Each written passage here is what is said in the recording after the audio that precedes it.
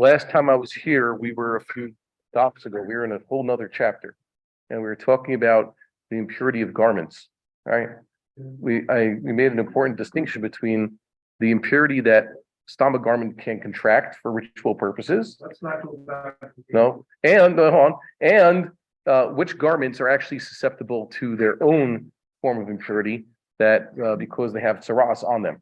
And we saw that there was a distinction. Both are called contaminated by the sages. Okay, so at the time I opened up the Rambam and I said, hey, let's look at some Rambams, because that also counts as Talmud study and it would actually clarify these thoughts. So I prepared something for the Rambam that's taken from this sugya, so that when we start going into the nitty gritty, we'll have a background. And also there's a nice chart I composed here to keep track of what the final psak is with regards to the three types of cooking implements they used back then: the kira, the kupach, and the tanur. Okay, and there's also three categories of food. So there's three things in which they would cook, basically, three categories of cooking devices, and three types of foodstuffs that are discussed.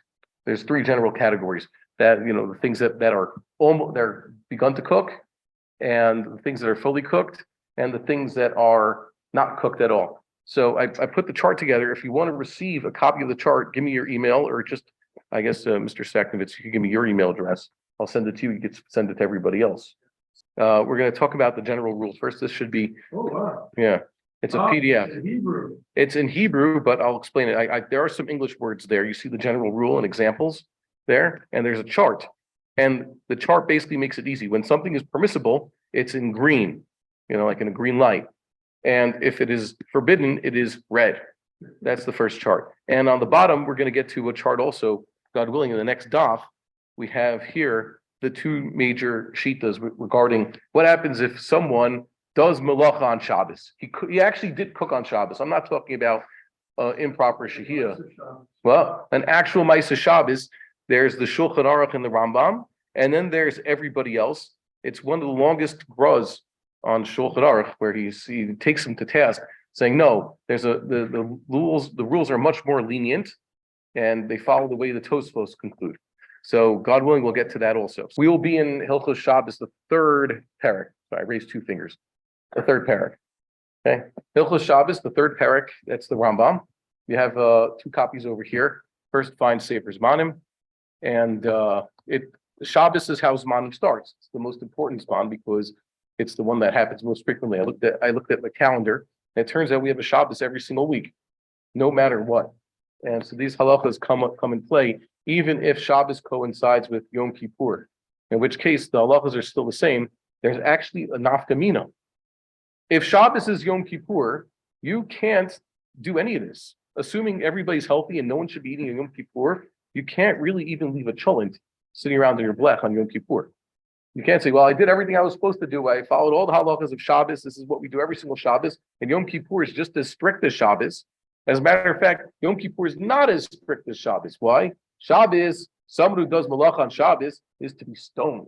Whereas someone who does that on Yom Kippur is not going to receive the death penalty. It's just a regular Isser Kares, punishable by lashes. So Yom Kippur should be more lenient, but the sages did not give any dispensations, generally speaking. So you can't leave, let's say, a blech on with a nice cholent for after Yom Kippur, before Yom Kippur. You can't do that. And you can't heat up food in the permissible ways, at least according to those who permit heating up food. The Rambam, by the way, maybe we'll get to see this. I think I've mentioned this before. The Rambam holds you can't heat up food on Shabbos. If something comes out of the fridge, you cannot heat it up. There's no permissible way really to heat it up, except for sticking out in the sun, or maybe forms of slicha, but even then it's not going to get so hot. We don't hold like the Rambam, generally speaking. Most places don't. But either way, all these tricks that we have, kedera blechs and whatnot, sticking something, some kugel on top of the water urn, or on top of the radiator as it was, you can't even do that on Yom Kippur. So how do we heat up food on Yom Kippur? Usually, once you have someone who is ill, who should not be fasting, or children, the dispensation exists for them. So a man could leave a cholent on Yom Kippur for his children.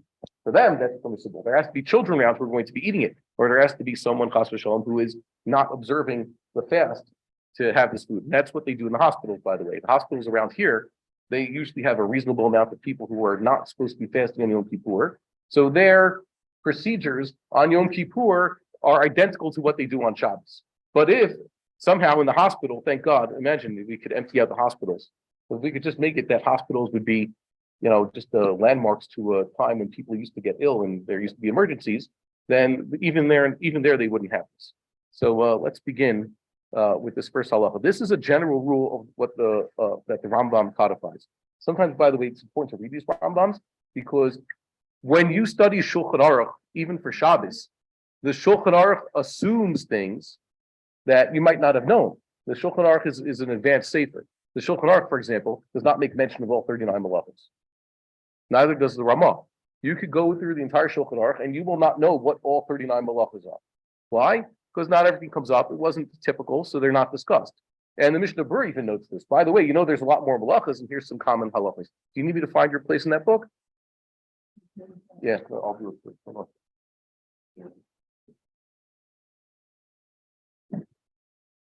Not again,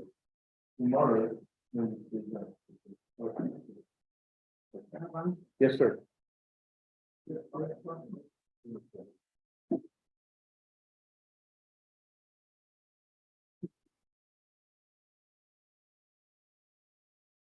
Okay, let's do this. What's the general rule? Mutar la'afil b'mlacha me'erev Shabbat, afal pi shehid nigmerach me'aleh b'Shabbat. It is permissible to start a forbidden labor or a forbidden constructive task. How do you translate malacha properly? Well, malacha, let's leave it as malacha. It's complicated. It has to be constructive and it has to be calculated. Like Chazal said, malachas machsheves. Technically speaking, you could work hard really on Shabbos if you don't do any malacha, then it's just open the hole. You could start the process before Shabbos and allow the malacha to be completed on Shabbos. He will give examples. Shelo ne'asar aleinu ela la'asot melacha ba'atzmo shel yom. What was prohibited to us by God was doing a malacha actually on that day of the Sabbath. So you can't do something. Whatever you did on Friday is what you did on Friday. As long as your hands are off on the Sabbath, you're good to go. Aval sheteaseh hamalacha me'atzma b'Shabbat. If the malacha happens on its own on the Sabbath, mutar lanu lehanot b'ma shenasa b'Shabbat me'elav.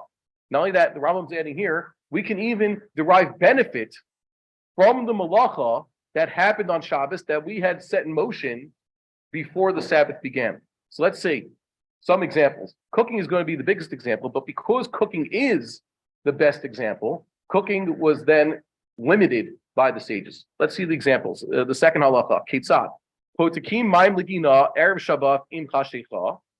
What do? We open up the water tap to irrigate the garden before it starts getting dark. By the way, chashecha, we saw with the younger guys, chashecha in the Rambam and the Mishnah and the Rishalmi is always a reference to the sundown. It starts at sundown. Why? As long as the sun is shining, there's basically equal brightness in the sky. And if it's a cloudy day, you can't really tell what time of day it is. The clouds disperse the sunlight, and it looks the same brightness throughout the day. But once the sun goes below the horizon, a process begins. It steadily gets darker.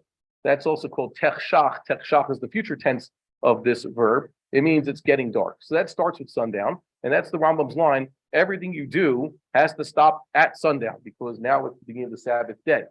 So he says here, normally you cannot, let's say, open up the tap to water that which is in your garden on the Sabbath, right? That's a malacha. What malacha is that? The av malacha would be zoreah, planted. It's a tolda, mashkot, to water something also causes something to grow in the ground. So that's a malacha. It's a tolda malacha. It's just as bad as an av. The only question is where the category falls into. The guy who's warning the other fellow not to do it. How does he warn him? Don't water or don't plant. Okay, good question. Vihi mitmala'a v'olechet kol hayom kulo.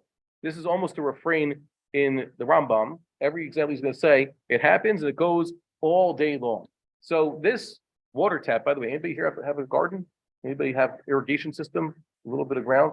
So we have this, either you have a machine that has a timer on it and it causes the drip irrigation to go a certain amount of time, I don't know, every day or every other day, or you manually open it and make sure to close it at a certain point. So technically speaking, if you have a very slow drip for a lot of types of plants, that's what's good for them.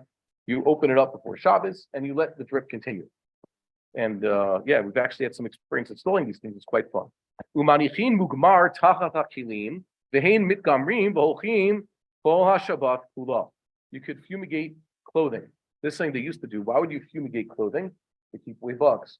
So they suspend the clothing over the coals, and then they spread some good-smelling fumigation materials, some sort of incense-like thing. And that's also a malach on Shabbos. But if you set it up already before Shabbos, so the fumigation happens the entire Shabbos. Just let it go. Ma'u kilor al gabe ha'ayin. You could put some ointment over a person's eye. Vis planit al gabe maka, or in this case, this is some sort of remedy for a wound on the skin. And the healing happens and just continues going the entire Shabbos, as long as you don't do it on Shabbos. You could soak ink and spices in a vat right before Shabbos begins. And they continue going and soaking the entire Sabbath. By the way, one analogous malacha that the Rambam could not include is laundry. Many of us have a device in our house in which we put dirty clothing and soap, and it's hooked up to a water supply. We press a button, and it launders the clothing for us. And sometimes we have a twin device that dries the clothing. It basically is ironing it at the same time. And sometimes you have one device that does both. Have you seen those? It's good to get. If you have a smaller apartment, you don't have a lot of room, get a washer, dryer combined. I've seen one of them, they worked quite well. So this device is basically doing malacha. Why didn't the Rambam discuss a laundry device? Let's say sit in the laundry the entire time. Because laundry used to need a person who's actually agitating it and doing all the work. Laundry could just leave something in the water with soap and hope for the best and then pull it out after Shabbos and it's fine. That didn't work that way. And also squeezing out. Many of us don't realize that one of the major tasks after doing laundry at the river was wringing out all those clothings and then hanging them. So thank God we don't have to do the wringing. Some people still hang their clothing in Jerusalem, but they definitely don't do the wringing out. That would be punishing and very time consuming. So this is a thing that Rambam did not imagine, but it would be analogous. So you could put all your clothing into the washer right before the Sabbath, or into the dryer as it may be, press the buttons, let it start, and the laundry is happening the entire Shabbos kula. Let's see another example. Nodin semer la yoreh ve'ina unin shel pishtan la tanur. What they have to do for wool, they would dye it. They leave in the vat. That's an act of coloring. That's an av malacha. But you could put the wool in before Shabbos into this big vat of hot dye, and it'll absorb the color all Shabbos long. And this is flax. Unin shel pishtan. They would put it in the oven. Why are they sticking in the oven? To soften it. Part of the process of make the flax, which I've never done, I've never seen anybody do. Well, they stuck in the oven for a while. Not at the same temperatures for cooking it or for burning it, of course, but they had kept it reasonable, and that's part of the treatment. They change. Remember, this change in the material is what you're going for, and that happens throughout the Shabbos. We set traps, or nets, to catch birds and wild animals and fish before Shabbos starts. And these traps trap animals, and they keep doing that all Shabbos long. And technically speaking, if you caught an animal, really, there's nothing to do with that animal on Shabbos. It's sort of muktzah because you can't eat it, you can't kill it on Shabbos. But technically speaking, if you had set a trap before Yontif and you intended for a particular animal, maybe if you caught a wild animal, so you could chef it on Yontif, perhaps not. Maybe you can't do tzad l'chatchila for an animal that was not within your domain already. Good. We'll see those when we get to Maseches Beitza. V'toanin b'korat beit Habad u'v'igulei hagat im chashecha. What else do we do? We take the beam in the Beit Habad. That's the olive press. Olives, you don't just press them once and then the oil comes out. You have to stack a whole bunch of olives into the press, then put a large weight. In this case, it was a large wooden beam on top of the olives, and that presses them slowly. and the oil continues to come out of the olives. That's a av malacha. Squeezing oil out of olives is an av malacha, and that continues all Shabbos long. The mashkin zavin v'olchin kol Shabbat kula, and the mashkin, that's the oils coming out of it. They continue flowing all Shabbos long. Umadlikina laner or hamidura mi ba'erev. We light the candle in the house. Also, the candle is burning. That's totally fine. Or we light a large fire in the fireplace before Shabbos starts. V'hi doleket dolechet kol haShabbat kula, and it continues all Shabbos long. So the Rambam gave a lot of examples. Each example teaches us something, is unique to itself. But these were usual malachas that people did, and I guess cooking would be the same thing. But cooking is not the same thing. Why? Because people are more particular about how cooking starts. And one of the troubles that Chazal had was that, technically speaking, you could, based on this, take a large pot of food and stick it on the fire before the Shabbos starts and let it continue cooking all Shabbos long. What's the main problem? Someone's going to do something. Someone's going to touch it. If every person that Chazal saw would just take that pot off the fire afterwards and start eating the food and wouldn't play with the fire somehow or add something to the fire or stoke the coals. Anybody here ever stoked coals before? No, there was one guy who does barbecuing. Yeah, but everybody does gas grills. This thing I try to do, excite my son. I do not believe in investing in such a thing because I don't know. I don't have time to barbecue. So to buy a grill or a gas grill is not something I've done ever. However, children have these springtime holidays, usually in the month of Iyar, where they insist that their food be barbecued. In which case, you need to have a grill and something in which to put the grill. And you just get actual firewood. And this is something we like to do. So send the kids, if they collect enough firewood, we will have a barbecue. So you actually have to stoke those coals, or you use a blow dryer to do that, or you actually take a stick and actually stoke the coals. And lo and behold, stoking coals makes the fire hotter and gets things going. So Chazal were worried that their primitive forms of cooking devices basically burned what? Wood. Okay, mostly wood. Here in Eretz Yisrael, we don't have peat, and they, as we discussed last time, they weren't digging fossil fuels out of the ground here in Eretz Yisrael. Not even today. We haven't managed to figure out how to get oil out of the ground here. I was in Los Angeles a few weeks ago, right after Purim, right before Pesach. First time I've been there before. You know the oil wells in that city? They actually have fossil fuels coming right out of the ground. Okay, lo and behold, you can go to the La Brea Park where the tar pits are, and you could poke a stick in the ground, and you'll get petroleum. Yeah. Did anybody here come from California? Okay, I was surprised to see that. Wherever I've been, I lived in New York and I lived in and around Jerusalem. We don't have that kind of stuff around here, but that's something they could have had. So they're basically burning wood or whatever else they could cut off of trees. The gardener comes here. He has what's called gazam, the clippings and what else? What's the English word for these? Everything that the gardener cuts out is basically, once you dry it and it grew from plants, you could use it as fuels in, let's say, your kira or in your oven. Anybody ever seen ancient kira, what it used to look like? By the way, I think there was a picture in the Steinsaltz. They showed it. It's basically a stone box. There's an open side, which you, for access to put in the materials in which you are going to burn. And on top, there is a circular hole. And the circular hole is used for sitting this pot on top. And that's all it was. Fire underneath, circular hole on top. And that's your kira. A kupach is a little bit bigger than that. And of course, there's old brick style ovens. An oven used to be huge. It wasn't this metal device that comes in a cardboard box and you install it in a particular place in your kitchen, and they're pretty standardized. An oven used to be much bigger. And the difference between an oven and a kira was, a kira, you could technically, if it wasn't boiling hot, you could pick it up and move it somewhere else. Whereas an oven, due to its largeness, was usually stuck in the ground somewhere. And it was not in the house because it makes a lot of smoke. So where'd they have the oven?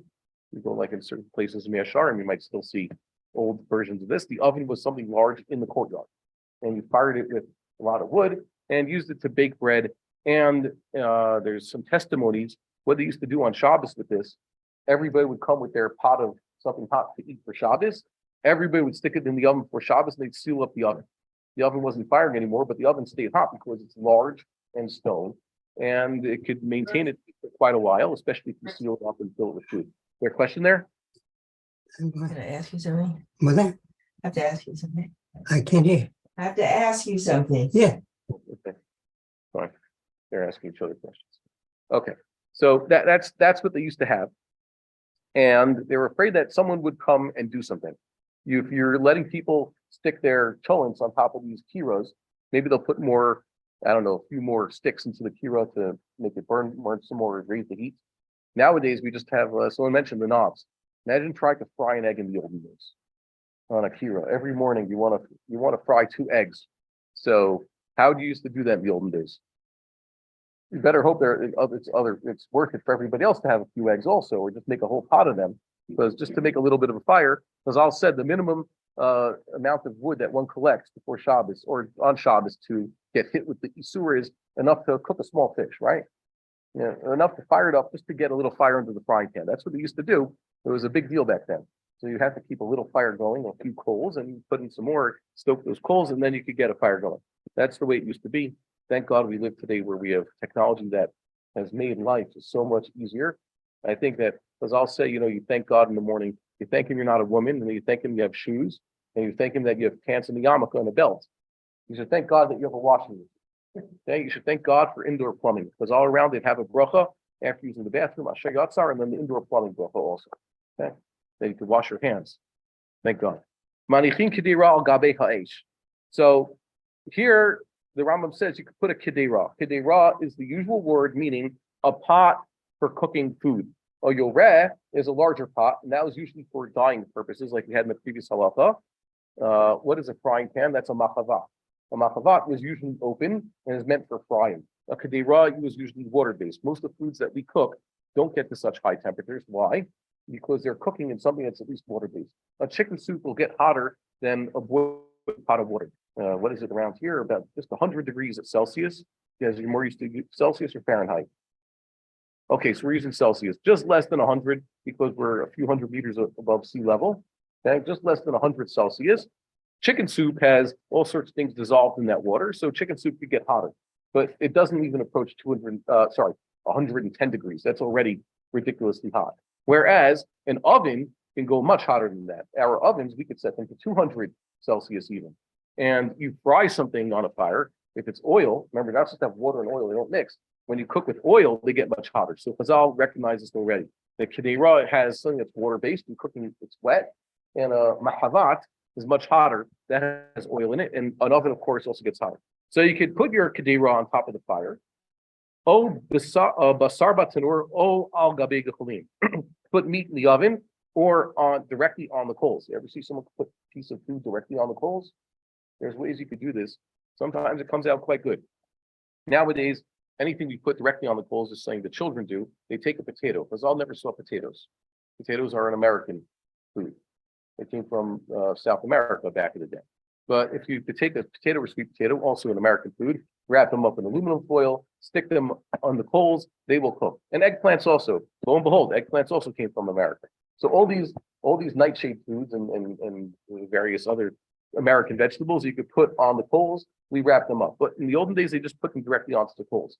So you could do this. See, just like the other things. Put the food on the fire, let it continue cooking all Shabbos long. And this is the important halacha here. And if you did this right, you could eat them on Shabbos. That is, the food, you're not worried that removing the food from the fire, from the oven, or from on top of the coals will lead to a malacha. Because now he doesn't want the fire anymore, he just wants to have his food.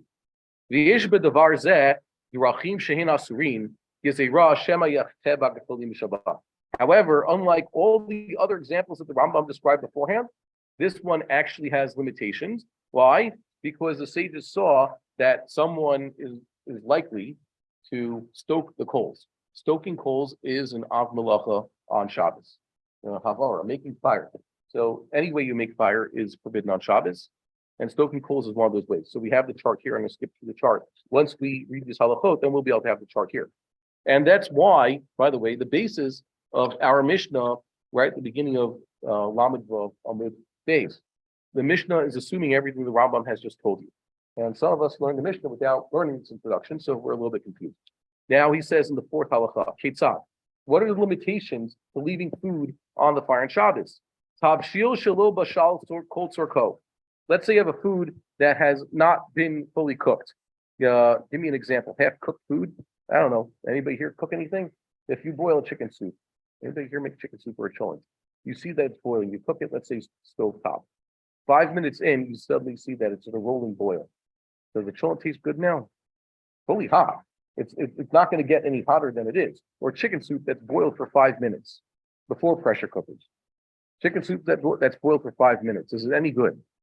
Well, technically speaking, everything there is edible, but the carrots are still hard and the chicken's just barely cooked. So is that funny? Or let's say anybody even cooking noodles. It says on the package, cook the noodles for 9 minutes. Let's say you to eat them with noodles or drain them 6 minutes in. That would be this example. The chamin shaluhu chamu kol tzarkan. Chamin, unlike the modern Spartic word, chamin is basically a type of cholent that's done wrong. Remember, cholent should be Hamish, not Spartic. So they call that chamin. But in Talmud, chamin is hot water. They used to leave hot water around, or something like hot water. Did they used to drink tea in the olden days? Barely. They didn't come up with tea and coffee yet. So they used to just drink pretty much plain hot water. Or they use plain hot water for, I don't know, for a little bit of soaking or something. So you have hot water that's not fully hot. And that makes a big difference. I'm told that British people make fun of the way Americans make tea. We saw this. What's the American way of making tea? You pour hot water into a styrofoam cup and then you dip a tea bag into it, right? That makes tea, right? That's what we do. But the proper British way, everybody knows, is you're supposed to put the tea bag in first and pour boiling water onto that and scald it, and it actually comes out different and tastes better and stronger, right? Yeah, so that's what you're supposed to do it. So chamin, hot water actually should be something. If your device is giving you, 60-degree water, that's quite hot, right? It feels yatzalettis. That's not what Chazal are referring to. They mean nice boiling water. O tavshil shebashal kol tzarkol v'chol zman shemitztamek hu yafelo. Well, what do all these examples have in common? This is something that's fully cooked, but it continues cooking, and it's actually good that it continues the shriveling process. Chazal said it keeps losing water. That's what mitztamek means.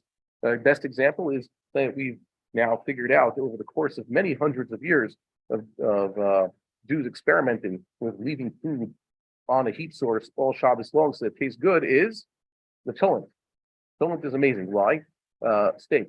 Behold, if you grill a steak properly, it tastes good. If you grill a steak for twice that time, how does the steak taste? I think it's against the Geneva Accords to have overcooked the steak. But kal v'chomer, if you were to leave a steak, let's say, you're terrible. You grill a steak to perfection. Now you take that steak and put it in a pot or wrap it up in aluminum foil and stick it on one of our electric Shabbos platas, and you're going to leave it there for tomorrow morning. You're going to eat it after shul, after you leave Beit Knesset on at 11 o'clock in the morning. And what happens? How's that steak? How's it going? Yeah, it's just terrible. You basically did baltashkis. So the Jews invented a way to make their meat taste good, and that's called cholent. So that's the classic mitztamek v'yafalo. The steak would be a mitztamek v'ralo example. So these three examples that the Rambam said, tavshil lo shelo bashal kol tzarko, not fully cooked food. Basically, the noodles boil for only half the time.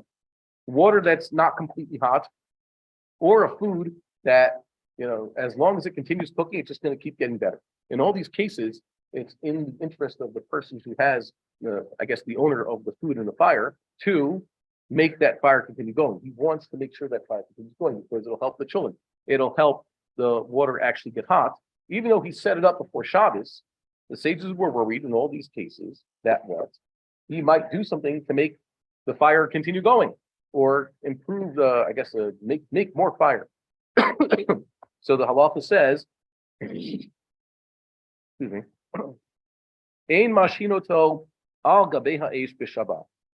So one, from the outset, cannot leave such a thing on the fire on Shabbos.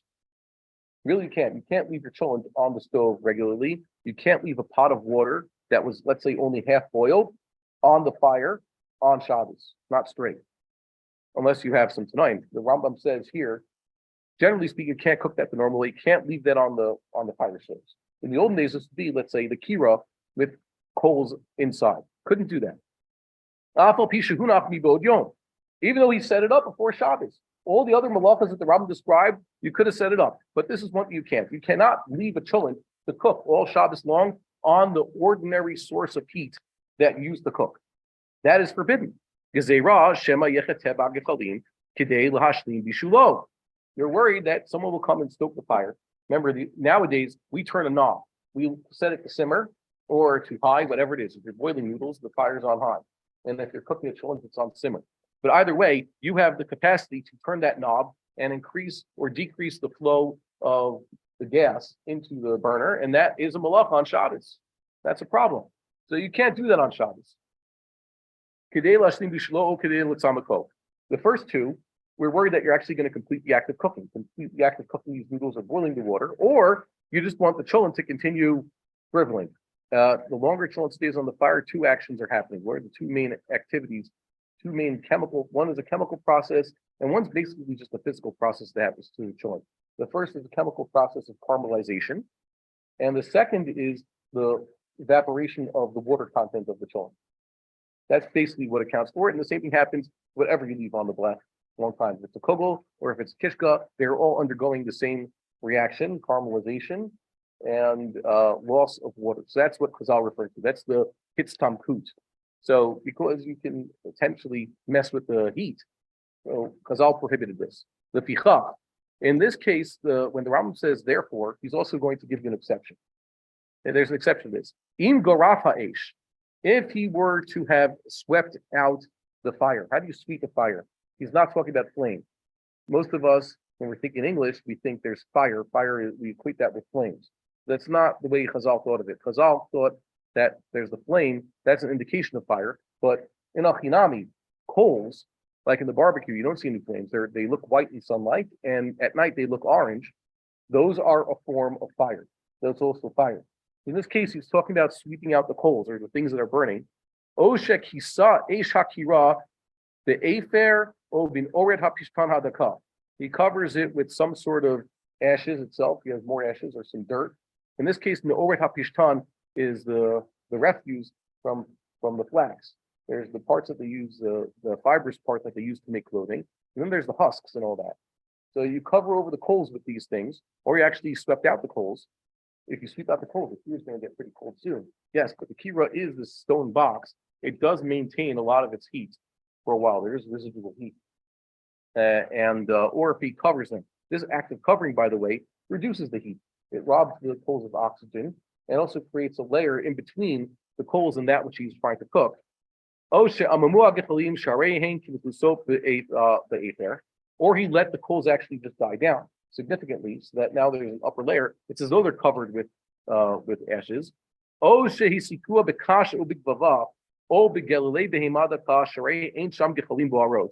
He actually just fired this kira with kash and gvava, and just a little bit of straw.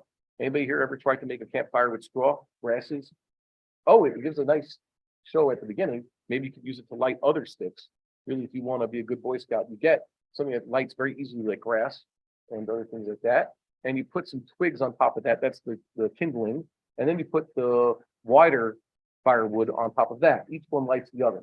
But if you make a large fire just out of grasses, it'll be flash in the pan. It'll be hot and then it'll be gone. So that's what he's talking about here, kash and gvava, or with animal dung. The behema daka refers to things like sheep and goats.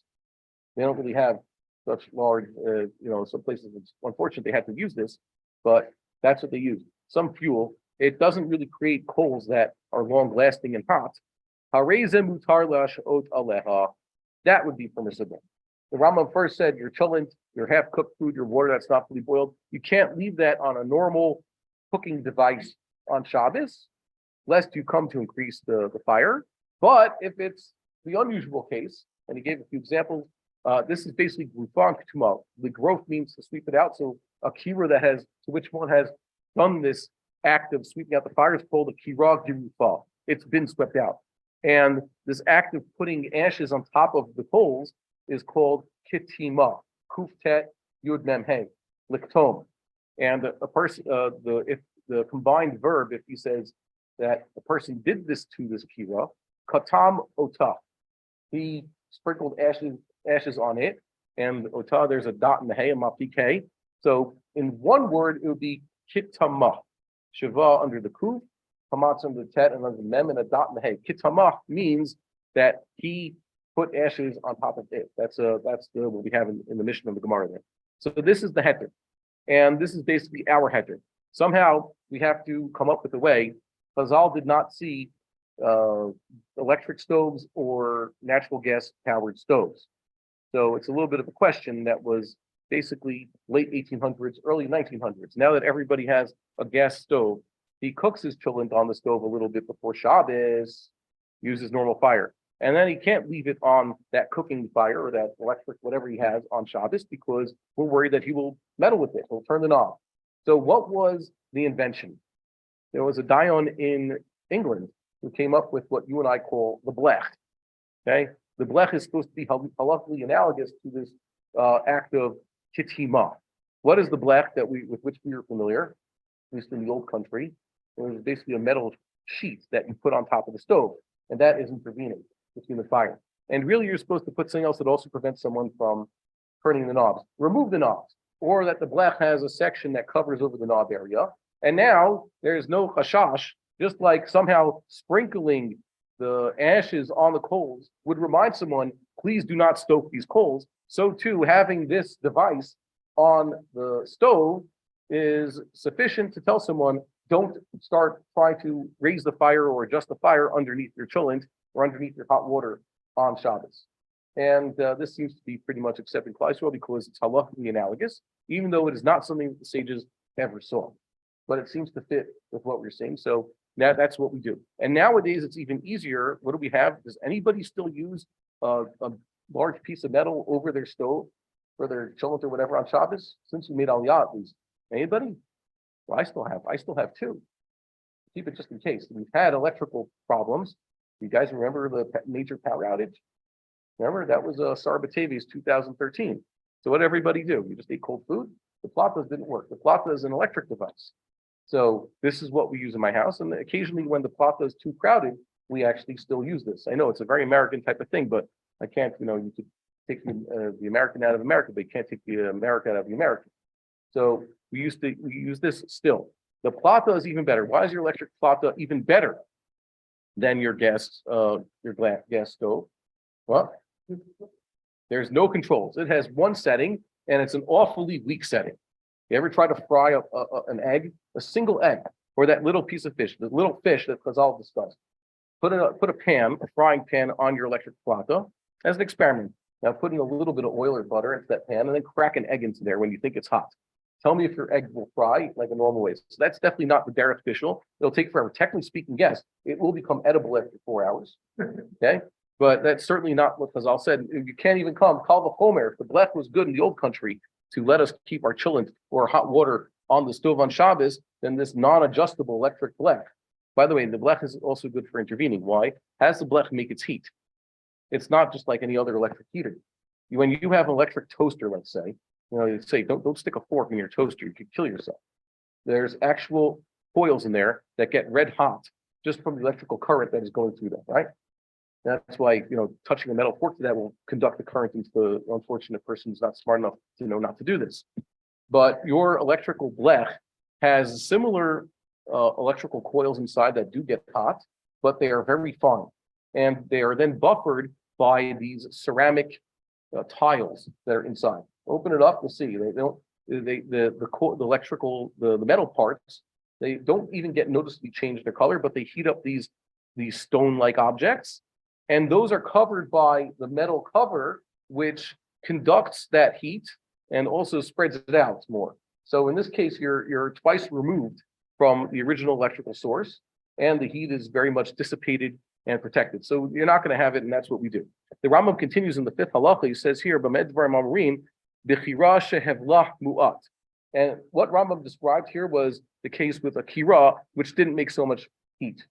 Kira was the more basic thing compared to an oven. An oven was larger, and an oven, they used to put a lot more wood in there. An oven cooks faster, by the way. Usually an oven was used for bread. And it's not like bread was left there. Bread, a cholent you want to leave on the fire for, I don't know, a good 18 hours at least. And a chicken soup, even if you're cooking at stovetop, a chicken soup takes a few hours. There's no form of bread known to man that you want to leave in the oven for 3 hours. You make a large challah, the large challahs that they sell at the bakeries here. How long do those stay in the oven? For how long? Maximum 20 minutes, let's say. That's what you're using an oven. In the olden days, ovens were even faster. In the matzah oven they do nowadays, it's about 6 seconds or so, right? That's how hot it is.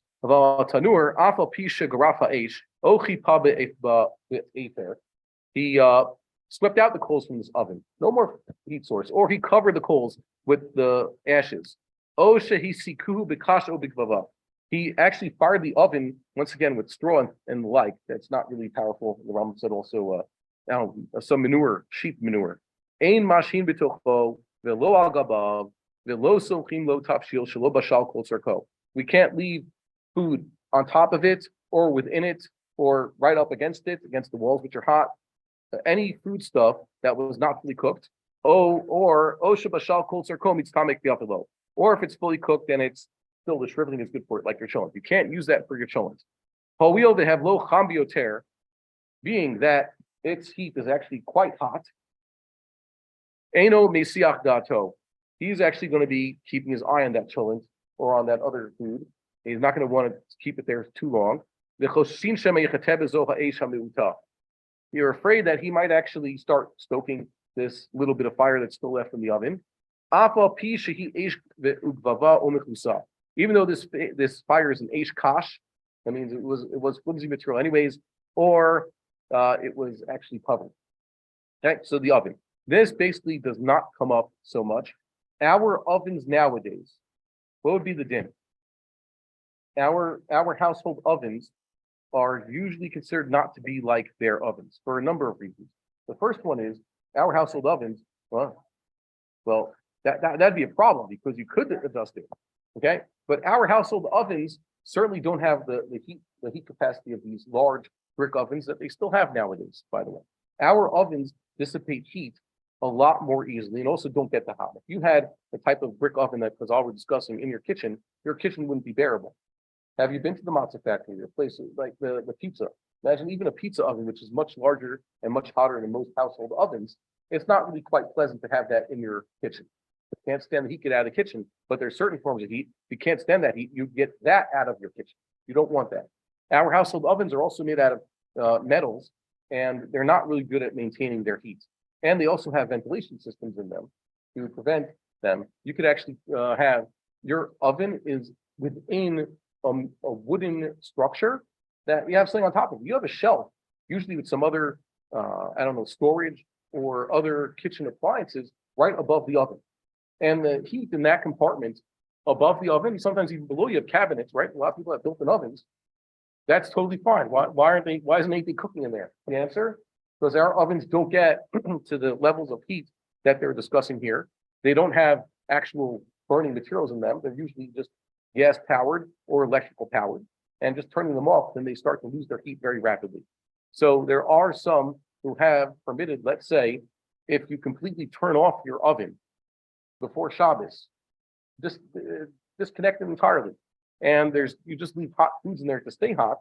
So technically speaking, that would be permissible before Shabbos. Just leave something in the oven and keep it warm. Okay. And why is there not insulation? Because the thing isn't completely surrounded in the oven. Insulation is if you wrap something up in a blanket on all sides, so you keep it hot. So that's insulate before Shabbos, not something that adds heat. And this oven is not even adding heat. It's already been turned off, as they say. Then there are ovens where they say it's like a Shabbos setting, that the oven's still going on a low setting, basically just about 90 degrees or even 100 degrees Celsius. And it's going to have a timer, it's going to turn off. There's some say, yeah, that's kind of problematic on Shabbos. You might adjust that, and that's continually adding heat, but that's good for Yontif. Why? On Yontif you can cook, but on Shabbos, yeah, I remember hearing this. I remember the Rabbi in high school saying the so-called Shabbos ovens, of which they don't really have here in Israel. I haven't seen them.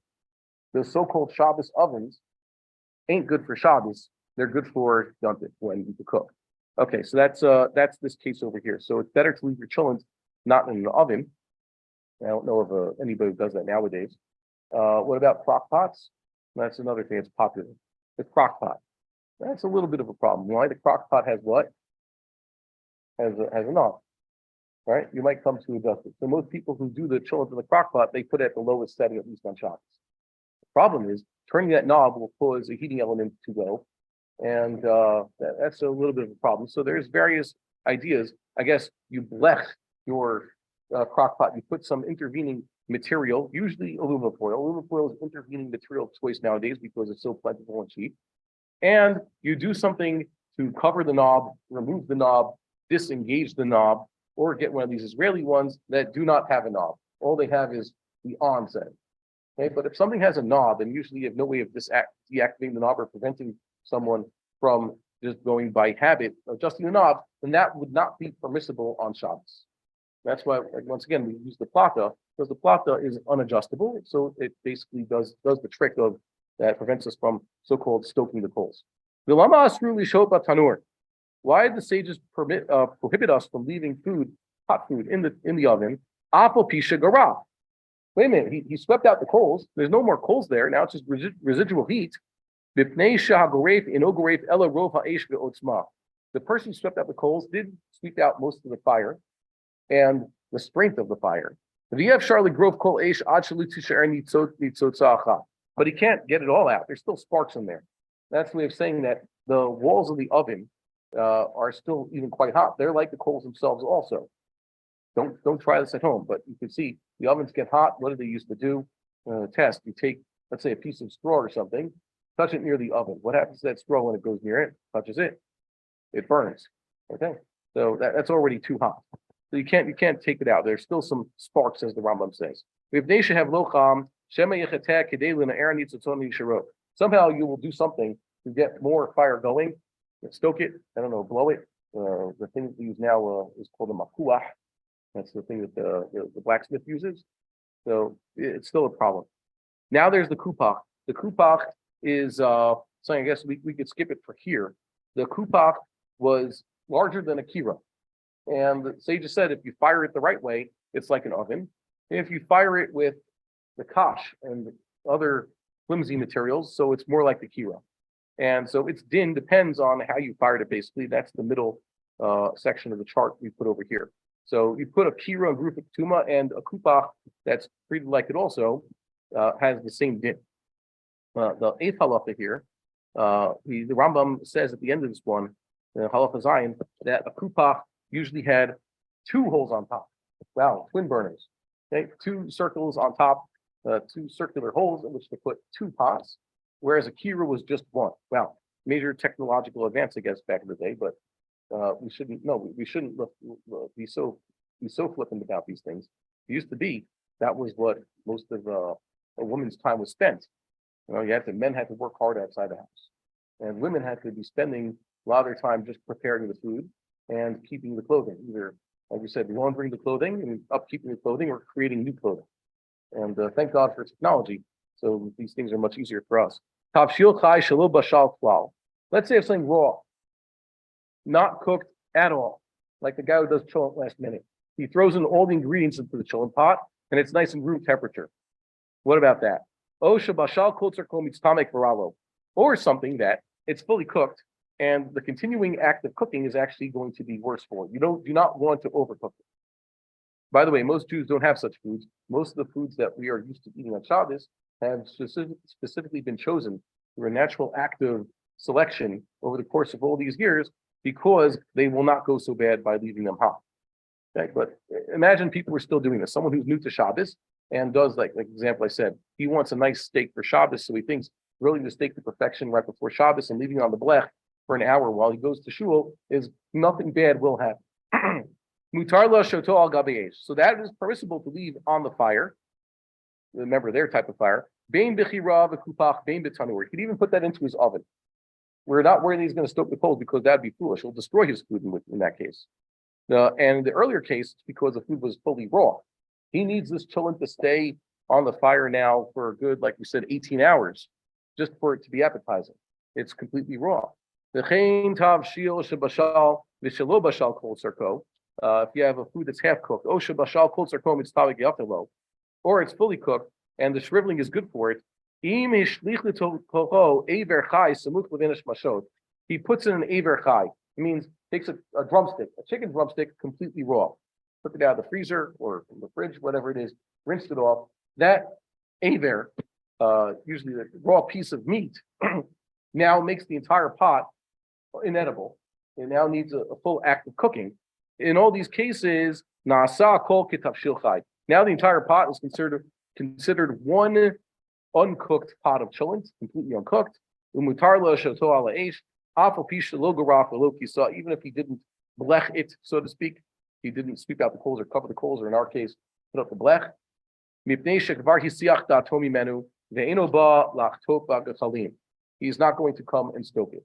Has anybody seen this? This is more of a yeshiva guy type of heter, and it happens. But most adults who are on top of things or not running don't really have this happen. Have they ever done a kidei rechaisa or put in raw meat into the children right before Shabbos? No. Okay. I remember this. I haven't been a teenager in a few decades, but I remember guys doing this type of thing. Yeah, so it happened. Well, not so bad. It comes out good. You just forget about it. I remember the best mitzvah v'yafalo happened twice. Once, one yeshiva, one guy left his children on until Monday. That was delicious. Okay, it's actually quite good. Another kind, when we first made Aliyah in 2007, Rosh Hashanah was on a Thursday, and the cook in the yeshiva left a large pot or whatever. It's not a pot because it's one of those things that the caterers use.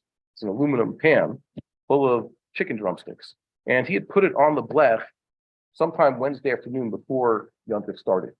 And the guys who were running the kitchen on Yom Tov and Shabbos never got around to serving it. It just stayed on the blech straight until Motzei Shabbos, more than 72 hours later. And that chicken was the best. Okay, that sometimes it has, Kidei Rechaisa, and it worked out. You didn't touch it, and it came out perfectly. Okay, I think that's what Chazal are referring to. Like they say that the tzaddikim will have God is preparing a great feast for them in the future. They'll eat from the Leviathan and the Re'im and the Behemoth. God will have them sport with each other and kill each other, and then serve the flesh to the tzaddikim. And he's been saving this food for the tzaddikim since basically Ma'aseh Bereshis.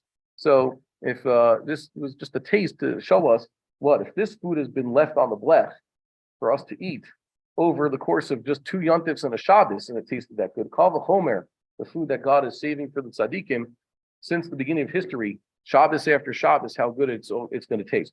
Kol tavshil she'asur lishoto, im avar v'shihaoto. This is a good question, so we'll leave this here because this gets into the next sugya. What happens if a person actually did this? He went and did it. He wasn't supposed to leave it on the fire, but he did. Asur lochlo ad motzei Shabbat. He can't eat it until Shabbos is over. V'yamtin b'chdei sheyaseh, and he should also wait b'chdei sheyaseh. B'chdei sheyaseh is basically knas. Chazal said, in order to make you not benefit from that which you did on Shabbos, you have to wait after Shabbos the amount of time would have taken you to have done this anyways. So if it's a cholent, you cook the cholent on Shabbos for whatever reason. You left the cholent on Shabbos when you weren't supposed to, in one of the other ways that we described. So you'll be able to eat that cholent after Shabbos, the amount of time we normally wait to eat a cholent on Shabbos. So if your cholent is, the recipe is 18 hours, so you'll have to wait 18 hours after Shabbos to eat that cholent. Yeah. So go figure. That's the knas. If it's a tavshil shebashal kol tzarko v'hu mitztam yafelo mutar lo b'shabbat. But if it's a tavshil that's fully cooked, mitztamek v'yafelo like the cholent, you can eat it on Shabbos. So there you go, mitztamek v'yafelo. If it was something else, we said shahiyah, I guess the things that you really shouldn't have left. Okay, let's get into the Gemara right now. We have a few minutes to do that, and we'll continue with these other things because we have to talk about, let's say, a person actually did malacha. Okay, shahiyah is not necessarily a malacha. Shahiyah is, remember, why is shahiyah not a malacha? Because it's done before Shabbos by definition. But what if a person does malacha on Shabbos? So we're going to share a different part of the screen. Your patience is appreciated. Oh, I don't have it on screen. Hold on one second. I'll take the portal document. Here we go. Okay, we're on Lamed Zayin Amud Aleph, towards the bottom half where the lines get wide, correct? Is that where Rabbi Nagel left off? Start with a question. The last word on the first wide line, it begins a question.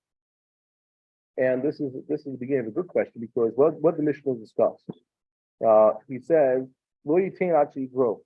The Mishnah mentioned no putting food on this stove until you speak it out.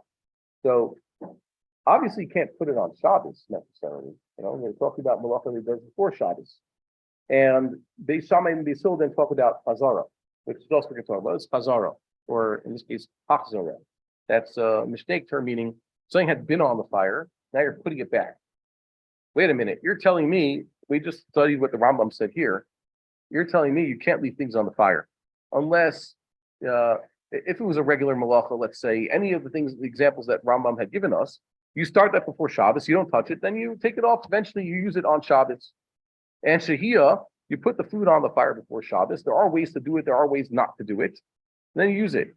I would think that chazara, taking a cholent off the fire and then putting it back, or taking it off the plato or the blech, or from the crock pot, whatever you call the part of the crock pot that gives the heat. I would think that chazara would be completely forbidden, right? Why? Because you told me that just shehiyah itself, what we already described is a sort of an act of malacha. All things being equal, the act of leaving a pot on the fire before Shabbos is the etzem act of cooking. That is what it is. That's kol shiyah. And the only permissibility is that it's analogous to all the other malachas that you did it before Shabbos. You don't do anything on Shabbos. Chazara is a big chiddush. The Mishnah said, when we think about that. By what rights do we have to put the cholent back onto the blech on Shabbos? So you held on to it. You kept it tonight.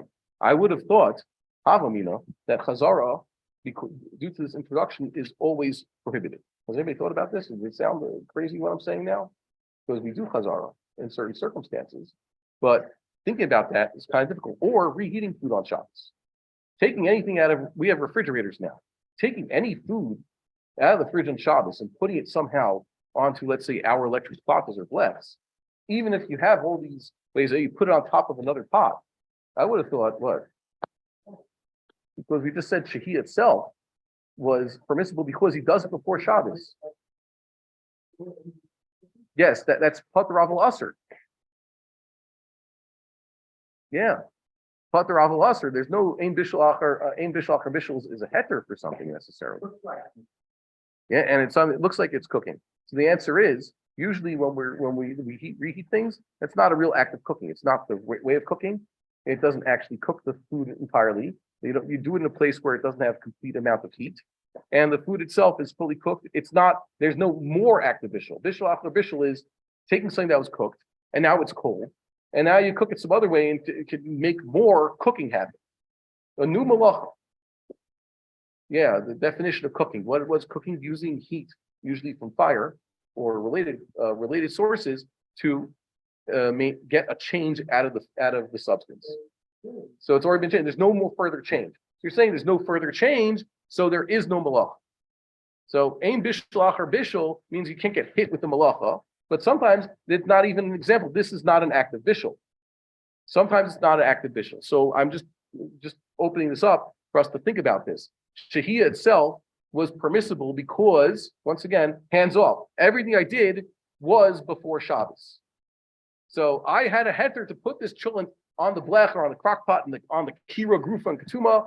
Because the kira was grufa and ketuma, I put the cholent there before Shabbos. It was 20 minutes before candle lighting, and I went to shul, and I even went to sleep, and I only ate it after I came back from Shabbos. So who gave you chazara? Shehiyah was permissible only because I did it before Shabbos. So where does chazara come in? Make sense? So we have to find, now we hit 11 o'clock. So we'll have to discuss this, God willing, soon in these sugyas, who understood what. And we'll actually see that there were among the sages, some were very machmir. They wouldn't allow, we just saw that the Rambam has the psak. And we're going to find some lenient ideas in these Gemaras, but we're going to find that a lot of sages actually were more machmir than we are. Some were matir, some were makel, but some more machmir than we are usually familiar. Including the Rambam himself in many places more machmir than we normally are. So I guess we'll stop here unless there's any questions, and we'll talk about it on Thursday. Questions? No? Okay. See you then. Have a good morning, everybody. We would like to encourage our viewers to share these videos with friends and send in your responses. If you would like to obtain Birkon Nusach Eretz Yisrael or invite the rabbi for a speaking engagement, please email us at office@machonshilo.org.